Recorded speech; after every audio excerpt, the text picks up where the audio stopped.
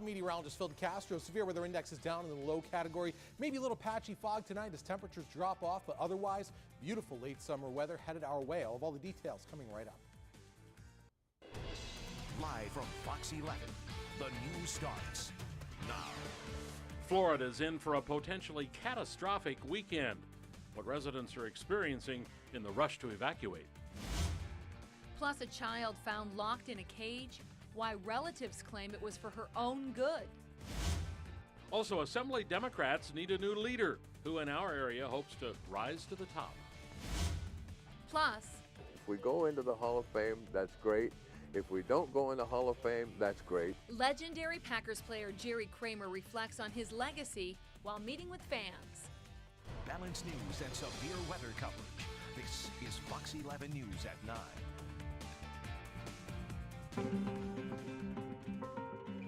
It's not a question of if Florida's going to be impacted, it's a question of how bad Florida's going to be impacted. You are in a mandatory evacuation zone. Please evacuate.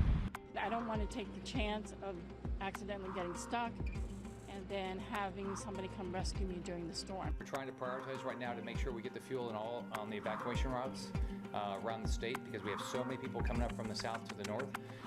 But if you can evacuate and stay in your county, that's what you should be doing. I mean, everybody was weathering it out and waiting, but it looks like it's going to hit us, so it's better to be prepared.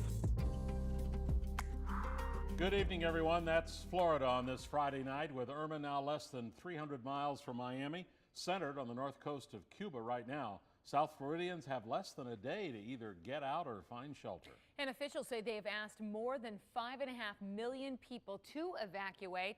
A tough task, but the storm is blamed for at least 22 deaths already so far. The typically bustling city of Miami Beach is virtually a ghost town tonight ahead of the hurricane. Mandatory evacuation orders are in place, but some people say they're going to stay put. Also, Miami authorities say the city's homeless population is especially difficult to move.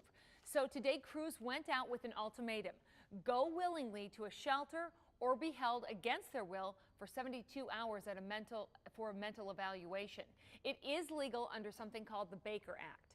Critics say the action is overly harsh, but officials say it's worth it to save their lives. And I am not going to sign suicide notes for people that are homeless in my community. I'm just not going to do it. We are here to end homelessness, and we are here to protect those that can't protect themselves.